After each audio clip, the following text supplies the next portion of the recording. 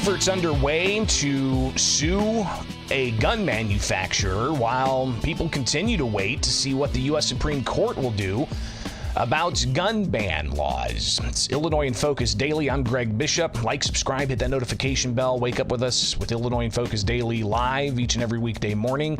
But you can also check out the clips afterwards and get the podcast where you get podcasts. Just search Illinois in Focus and you'll find it.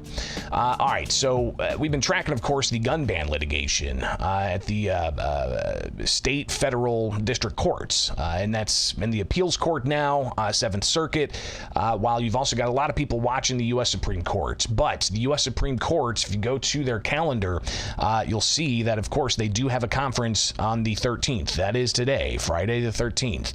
And we could see an order list on the 16th. But the U.S. Supreme Court, in the case of David Snope v. Maryland, this is the ban on semi-automatic firearms that's in the Supreme Court docket. They rescheduled it. So it is no longer scheduled for the conference of November 13th today. Earlier this week, they rescheduled it. So that is not going to be in conference today, meaning Monday, when they put out their order list, it's not going to be on there. So they'll have to take another conference, which looks like the next conference is scheduled for January 10th. So they've got a conference and a non-argument day, but they also have a conference on the 17th. So you could possibly catch it there. So again, the U.S. Supreme Court rescheduling the Snope case here for a different day, not today. So if you were waiting for some updates on that, you're going to have to wait a bit longer. But in other gun news across the country, you've got in New Jersey and another state suing Glock.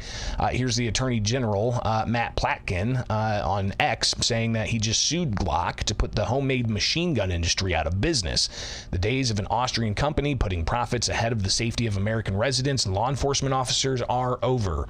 And you can see the case number. This is going to be in the Superior Courts of New Jersey. So they're taking that to state court. And very similar, I would imagine. I haven't read the entirety of it, but you've got Chicago suing Glock. So multiple efforts here of individuals taking a gun manufacturer to court in state court, trying to essentially hold Glock accountable for what? The Glock switches? That's what it's focused on in Chicago. But the Attorney General out of New Jersey posting a bit more, also announcing that New Jersey is leading the first nation coalition of 16 states dedicated to suing bad actors in the firearm industry when they violate our laws. So it goes on from there, and you can read more at Attorney General Matt Platkin's page. So what this means, obviously something to watch very closely. Costas Morris, a Second Amendment litigator, he said that the New Jersey and Minnesota anti-gun politicians announced dual lawsuits against Glock and all makes of sorts, claims that a callous and evil company it is. But then they do not announce that they're going to ask their law enforcement agencies to end their contracts with Glock. In fact, in a footnote, they even say they do not want to distribute the law enforcement exemption for full auto. I guess Glock isn't too evil for taxpayer dollars, huh? So interesting take there as well.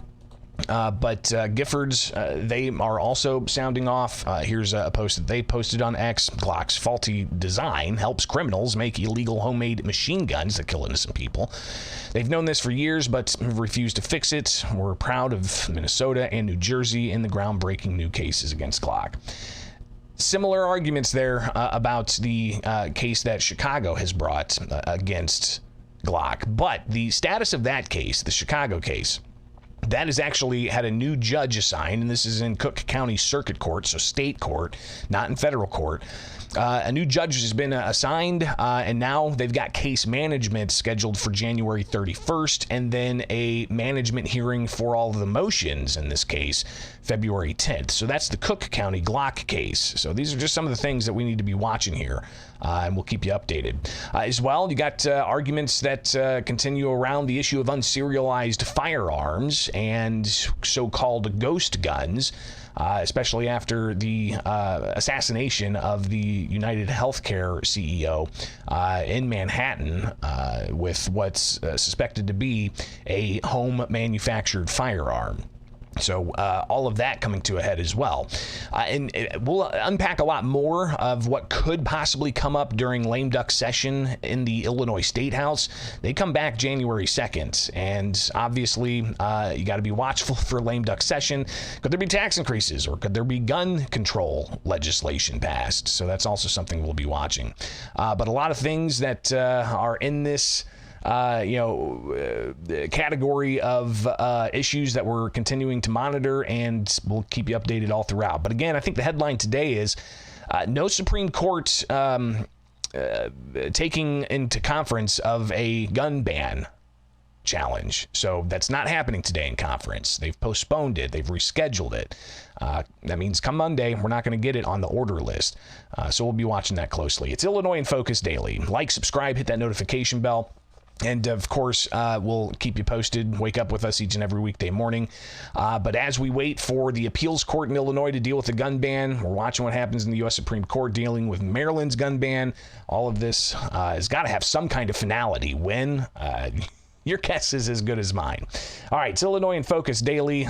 Like, subscribe, hit that notification bell here with America's Talking Network.